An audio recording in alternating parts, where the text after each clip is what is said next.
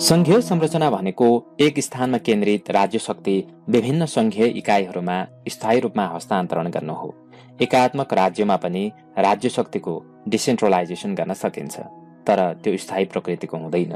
यो क्रमिक रूपमा हस्तान्तरणमुखी हुन पर्दछ। एकात्मकबाट संघीय संरचनामा रूपान्तरण अर्थात् ट्रान्सफर्मेसनको मौलिक विशेषता भनेकै त्यही हो। यस अन्तर्गत आजको यो प्रस्तुतिमा हामी राज्य शक्तिको बाँडफाँड, शक्ति पृथकीकरणको सिद्धान्तको अर्थ तथा परिचय, अनि शक्ति नियन्त्रण र शक्ति सन्तुलन, शक्ति पृथकीकरण र शक्ति सन्तुलनको सन्दर्भमा रहेका भिन्नता, अनि त्यस्तै गरी नेपालमा शक्ति पृथकीकरण र शक्ति सन्तुलनको अभ्यास र अन्त्यमा यो विषयवस्तुको निष्कर्ष हामी प्रस्तुत गर्नेछौँ। सुरु गरौँ राज्य शक्तिको बाँडफाँडको प्रसङ्गबाट। राज्य शक्तिको बाँडफाँडमा संवैधानिक व्यवस्था। संघीय संरचनामा राज्य शक्तिको हस्तान्तरण स्थायी रूपमा हुन्छ। यसको मूल रूपरेखा संविधानद्वारा नै सुनिश्चित गरिएको हुन्छ। नेपालको संविधानमा राज्य शक्तिको बाँडफाँड। संघीय विधायिकी अधिकार। नेपालको संविधानको धारा 83 देखि धारा 108 सम्म यस किसिमको अधिकार सम्बन्धी व्यवस्था रहेको छ। यसले नियमित विधायिकी अधिकारको प्रयोग गर्दछ। संघीय कार्यकारिणी अधिकार। नेपालको संविधानको धारा 75 मा यस सम्बन्धी व्यवस्था रहेको छ, जसमा नेपालको शासन व्यवस्थाको सामान्य निर्देशन, नियन्त्रण र सञ्चालन गर्ने अभिभार मन्त्री परिषदमा निहित रहेको कुरा उल्लेख छ। अन्त्यमा न्यायिक अधिकार। नेपालको संविधानको धारा 126 मा नेपालको न्याय सम्बन्धी अधिकार संविधान, कानून र न्यायका मान्य सिद्धान्त अनुसार अदालत र अन्य न्यायिक निकायबाट सम्पादन गरिने भन्ने व्यवस्था उल्लेख गरिएको छ। शक्ति पृथकीकरणको सिद्धान्त, थ्योरी अफ पावर सेपरेसन। राज्य शक्तिलाई संविधान अनुसार सरकारका प्रमुख अङ्गहरूबीच बाँडफाँड गर्ने कार्यलाई शक्ति पृथकीकरण भनिन्छ। राज्यका अङ्गहरूको निर्धारण, तिनीहरूबीच शक्ति, कार्य र अधिकारको विभाजन र सन्तुलन एवं त्यस्तो शक्ति र अधिकारको प्रयोग गर्ने विधिका बारेमा संविधानमा नै व्यवस्था गरिएको हुन्छ। यस प्रस्तुतिमा आज हामी शक्ति पृथकीकरणको सिद्धान्तको अर्थ तथा परिचय, यसको अवधारणा, शक्ति पृथकीकरणको सिद्धान्त, त्यस्तै गरेर शक्ति पृथकीकरण सिद्धान्तका प्रमुख तत्त्वहरू, शक्ति पृथकीकरण सिद्धान्तको आवश्यकता तथा महत्त्व र यसका सबल र दुर्बल पक्षको बारेमा चर्चा गर्नेछौँ। सुरु गरौँ शक्ति पृथकीकरणको अर्थ तथा परिचयबाट। शक्ति पृथकीकरण एउटै निकाय वा व्यक्तिमा शक्ति केन्द्रित गरिनु हुँदैन भन्ने एउटा राजनीतिक सिद्धान्त हो। संवैधानिक विधिशास्त्रमा यसलाई महत्त्वपूर्ण स्थान दिएको पाइन्छ। यसका प्रतिपादक ग्रीक दार्शनिक मन्टेस्क्यू हुन्। उनले प्रत्येक संविधानमा डेलिबरेटिभ, अफिसियल एन्ड जुडिसियल गरी तीनवटा कार्यहरू छुट्टा छुट्टै अङ्गबाट सम्पादित हुनुपर्दछ भनेका छन्। राज्य सञ्चालनका यी तीन अङ्गहरू कार्यपालिका, व्यवस्थापिका र न्यायपालिका छुट्टा छुट्टै अस्तित्वको साथ स्थापित हुने गर्दछ। त्यस्तै शक्ति पृथकीकरणले राज्य शक्तिको विभाजन यी अङ्गहरूमा फरक प्रकारले हुनुपर्ने कुरामा जोड दिएको पाइन्छ। अधिकार, शक्ति र जिम्मेवारीको विभाजन गर्दै तिनीहरूको उपयोग प्रभावकारी र लोकतान्त्रिक तवरले कसरी गर्ने भन्ने व्यवस्थापकीय अवधारणा नै शक्ति पृथकीकरण हो भन्न सकिन्छ। शक्ति पृथकीकरणको अवधारणा, कन्सेप्ट अफ पावर सेपरेसन। शक्ति पृथकीकरण राज्य शक्तिलाई एउटै निकायबाट मात्र प्रयोग नगरी विभिन्न निकायबाट प्रयोग गर्नुपर्छ भन्ने कन्सेप्ट अर्थात् अवधारणा हो। राज्य सञ्चालनका विभिन्न निकायले स्वतन्त्र रूपमा कार्य सम्पादन गर्नुपर्ने मान्यताबाट नै शक्ति पृथकीकरण सम्बन्धी कन्सेप्टको प्रादुर्भाव भएको मानिन्छ। प्राचीन ग्रीस र रोमका दर्शनशास्त्रीहरू जस्तै प्लेटो, अरस्तु, पोलिथियस र सिसेरो लगायतले राज्यको भूमिकालाई कार्यगत आधारमा विभाजन गरेर सरकारका स्वरूपहरूको निर्धारण गरेको पाइन्छ। उनीहरूले राज्य शक्तिलाई विभिन्न अङ्गबाट प्रयोग गर्नुपर्ने धारणा व्यक्त गरेका थिए। त्यसताक शक्ति पृथकीकरणको मान्यतालाई कार्य विभाजनको रूपमा लिइने गरिन्थ्यो। शक्ति पृथकीकरणको आधुनिक अवधारणाका प्रतिपादक फ्रान्सेली दर्शनशास्त्री मन्टेस्क्यू हुन्। उनको यो सिद्धान्त द स्पिरिट अफ ल नामक पुस्तकमा सन् 1748 मा प्रकाशित भएको थियो। उनले 18औं शताब्दीको बेलायतको संवैधानिक क्रियाकलापहरूको अध्ययन गरेर सोको आधारमा संसद, राजा र न्यायपालिकामा शक्तिको बाँडफाँड गर्नका लागि शक्ति पृथकीकरण सिद्धान्तको प्रतिपादन गरेका थिए। वास्तवमा राज्यको शक्ति वा सार्वभौम सत्ता अर्थात् सोभराइन्टीलाई नटक्र्याइकन यसको कार्यालय राज्यको अङ्गहरू जस्तै कार्यपालिका, व्यवस्थापिका र न्यायपालिकामा विभाजन गरेर उक्त अङ्गहरू मार्फत स्वतन्त्रतापूर्वक राज्य सञ्चालन गर्ने पद्धतिको सिद्धान्त नै शक्ति पृथकीकरणको सिद्धान्त हो भन्न सकिन्छ यो अवधारणागत विकासको सन्दर्भमा। शक्ति पृथकीकरणको सिद्धान्त थ्योरी अफ पावर सेपरेसन। शक्ति पृथकीकरणलाई व्यवस्थित रूपमा प्रष्ट पार्ने योगदान फ्रान्सेली दार्शनिक मोन्टेस्क्यूलाई नै जान्छ। उनले स्वेच्छाचारिता र तानाशाही तन्त्रलाई अन्त्य गरेर प्रजातान्त्रिक मूल्य र मान्यताको रक्षा गर्नुपर्नेमा जोड दिएका थिए। राज्य शक्ति कार्यपालिका, व्यवस्थापिका र न्यायपालिकामा विभाजन गर्नुपर्छ भन्ने उनको मत रहेको पाइन्छ। यो सिद्धान्त अनुसार राज्य शक्ति प्रयोग गर्ने राज्यका प्रत्येक अङ्गहरू एक अर्काबाट स्वतन्त्र रहनु पर्दछ। कुनै एक अङ्गको काम कारबाहीमा अर्को अङ्गले हस्तक्षेप अर्थात् इन्टरभेन्सन गर्न हुँदैन। प्रत्येक अङ्गले आआफ्नो कार्य प्रभावकारी तवरले सम्पादन गर्न पाउनु पर्दछ। कुनै एक अङ्गले अर्को अङ्गमाथि नियन्त्रण पनि गर्नु हुँदैन।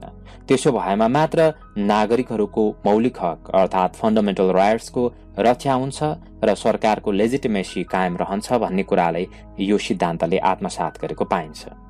त्यसपछि अर्को भनेको एउटै व्यक्ति एक भन्दा बढी अङ्गहरूमा बहाल रहनु पनि हुँदैन र एक अङ्गले अर्को अङ्गको कार्य गर्नु पनि हुँदैन। शक्ति पृथकीकरणको सिद्धान्तले बेलायत, फ्रान्स र संयुक्त राज्य अमेरिका जस्ता प्रजातन्त्रका अग्रणी देशहरूले आआफ्नै ढङ्गले प्रयोगमा ल्याएका पाइन्छ।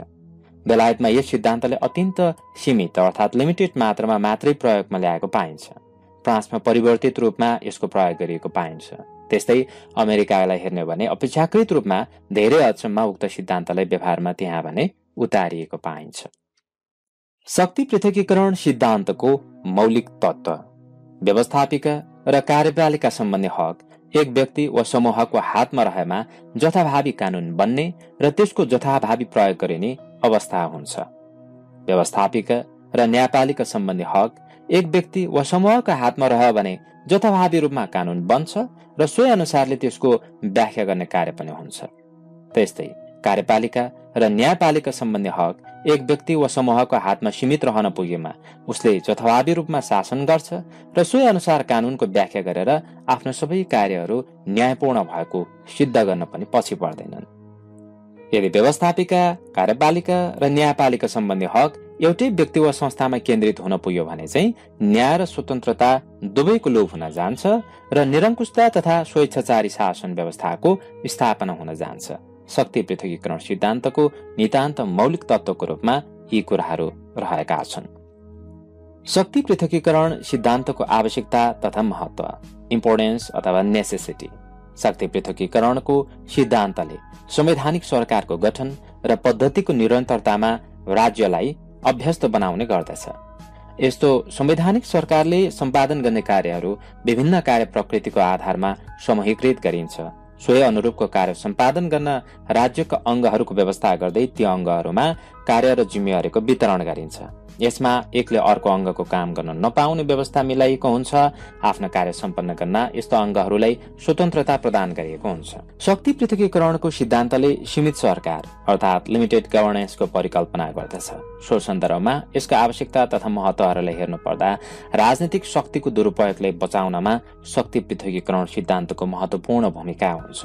त्यस्तै राजनीतिक विकास र आधुनिकीकरण अर्थात् मोडर्नाइजेसनको लागि शक्ति पृथकीकरण सिद्धान्त आवश्यक छ। नागरिक अधिकार एवं स्वतन्त्रता रक्षाको लागि कार्य विभाजनबाट विशिष्टीकरण अर्थात् स्पेशलाइजेसन एवं कार्यदक्षता इफिसियन्सी अभिवृद्धि गर्नका लागि शक्ति पृथकीकरण सिद्धान्तले महत्त्वपूर्ण भूमिका निर्वाह गर्दछ।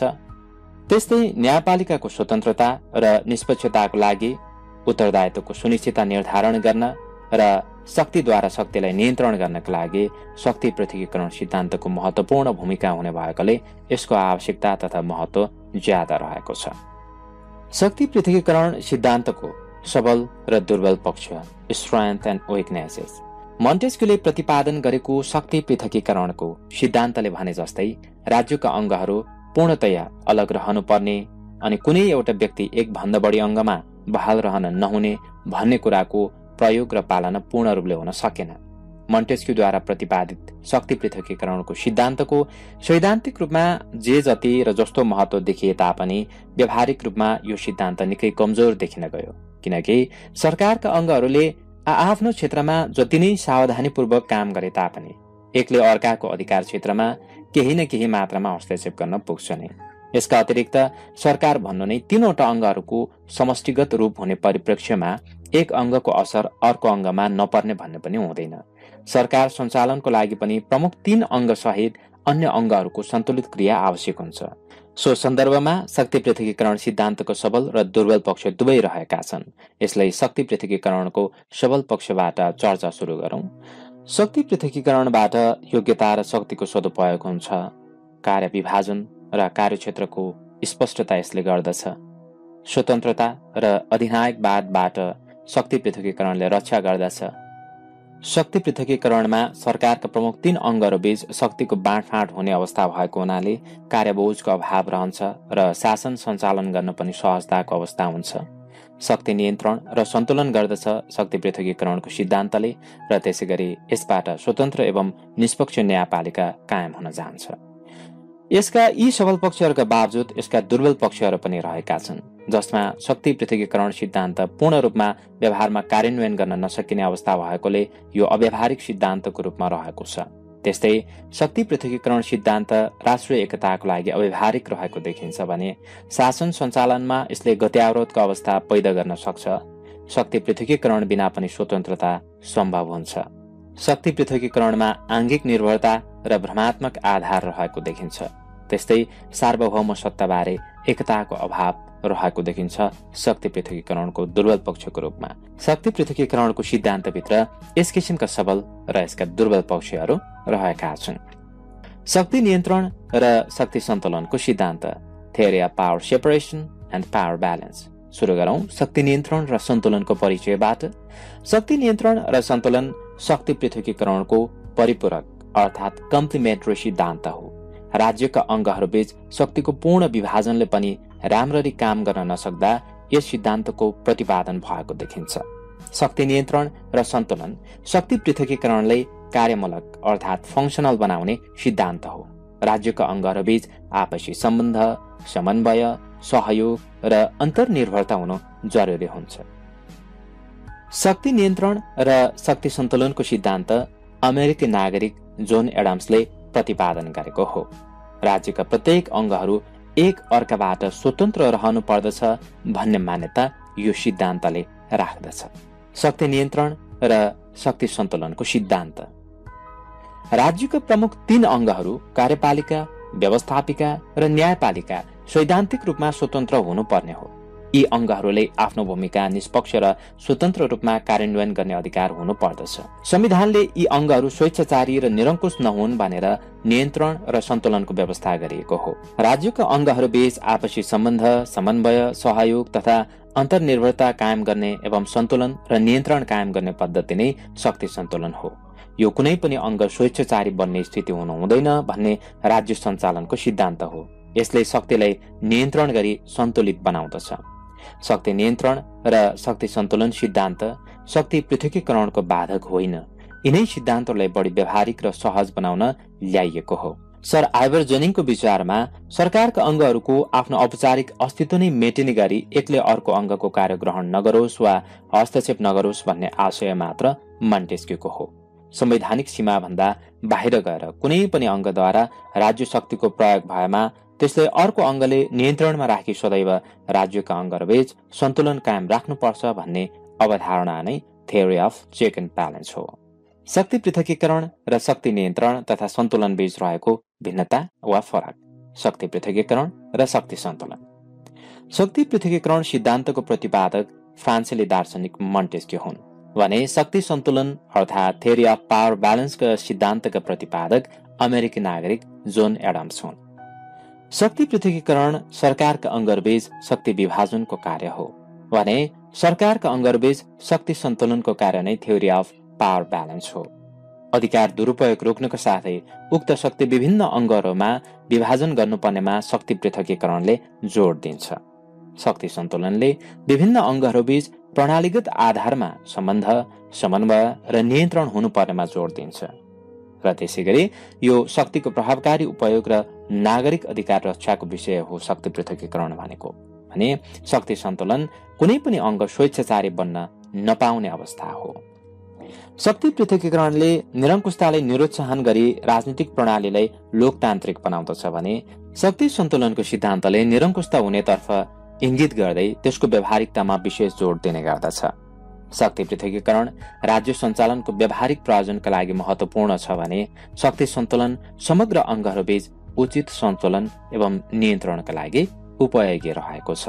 नेपालको संविधानमा शक्ति पृथकीकरण, शक्ति नियन्त्रण र शक्ति सन्तुलन सम्बन्धीको व्यवस्था।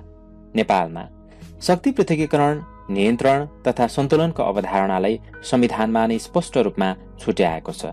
त्यस्तै समय सापेक्ष व्यवहारमा पनि लागू भइरहेको छ। नेपालको संविधानको भाग 7 को धारा 74 देखि भाग 33 को धारा 305 सम्म शक्ति पृथकीकरण, नियन्त्रण तथा सन्तुलनको सिद्धान्तका विविध स्वरूपहरूको प्रत्याभूति गराइएको पाइन्छ।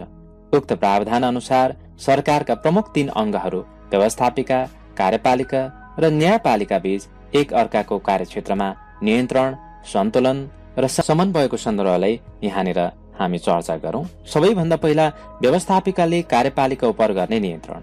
मन्त्री परिषद व्यवस्थापिका संसद प्रति उत्तरदायी हुनुपर्ने व्यवस्था रहेको छ।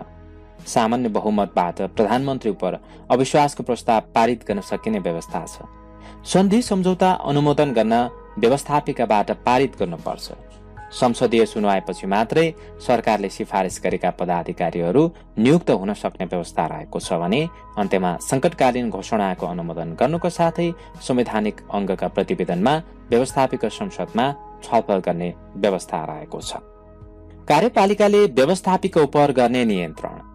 राष्ट्रपतिले प्रधानमन्त्रीको सिफारिसमा व्यवस्थापिका संसद अधिवेशनको आह्वान र अन्त्य गर्नुको साथै सरकारी नीति एवं कार्यक्रम प्रस्तुत गर्दछ।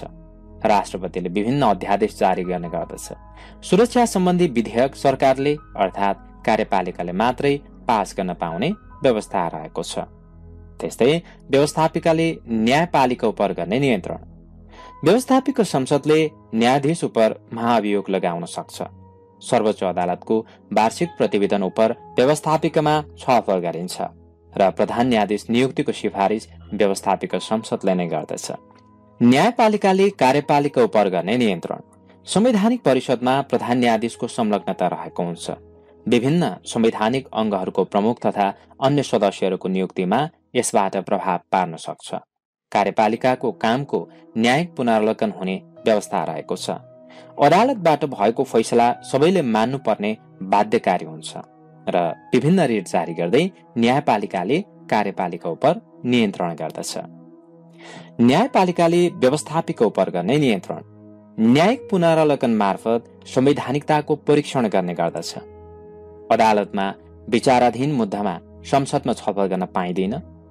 नजिर प्रतिपादन गरेर त्यसबाट पनि अदालतले व्यवस्थापिकाको काम कारबाहीमा प्रभाव पार्न सक्छ र रेट निवेदनमा अदालतले विभिन्न आदेशहरू जारी गर्ने गर्दछ। कार्यपालिकाले न्यायपालिका उपर गर्ने नियन्त्रण। संवैधानिक परिषदमा प्रधानमन्त्री अध्यक्षको रूपमा संलग्न हुन्छ। यसबाट पनि संवैधानिक अङ्गहरूको प्रमुखको नियुक्तिमा प्रभाव पर्न सक्छ। न्यायपालिका सम्बन्धी विभिन्न नीति निर्माण गरेर कार्यपालिकाले न्यायपालिकालाई प्रभावित पार्न सक्छ र फैसलाले लागेको दण्ड सजाय मन्त्री परिषदको सिफारिसमा राष्ट्रपतिबाट आम माफी या माफी हुने व्यवस्था रहेको छ। यो विषयवस्तुको प्रस्तुतिको मुख्य कुराहरू यति नै। अन्त्यमा निष्कर्षमा हामी के भन्न सक्छौं भने राज्य शक्तिलाई एकीकरण गरेर निरङ्कुश तन्त्रको अभ्यास तथा शक्तिको दुरुपयोग हुन नदिन शक्ति पृथकीकरण सिद्धान्तको प्रतिपादन भएको हो। शक्तिको पृथकीकरणबाट शासन प्रणालीमा आउन सक्ने असामञ्जस्यता, वैमनस्यता र निकायगत निरङ्कुशताको अन्त्य गर्न शक्ति सन्तुलन र नियन्त्रणको अवधारणा अगाडि सारिएको हो। व्यावहारिक रूपमा राज्यका विभिन्न अङ्गहरूमा शक्तिको पूर्ण रूपमा पृथकीकरण सम्भव छैन र व्यावहारिक पनि छैन। पूर्ण शक्ति नियन्त्रण असम्भव छ। त्यसैले संवैधानिक प्रावधान बमोजिम नेपालको शासन प्रणालीले पनि दुवै सिद्धान्तको मध्यमार्गी शैली अवलम्बन गरेको छ। आजको लागि यो प्रस्तुति यति नै। यतिन्जेल यो प्रस्तुति हेरेर साथ दिनु भएकोमा तपाईँहरू सबैजनालाई धेरै धेरै धन्यवाद। Thank you. Bye bye.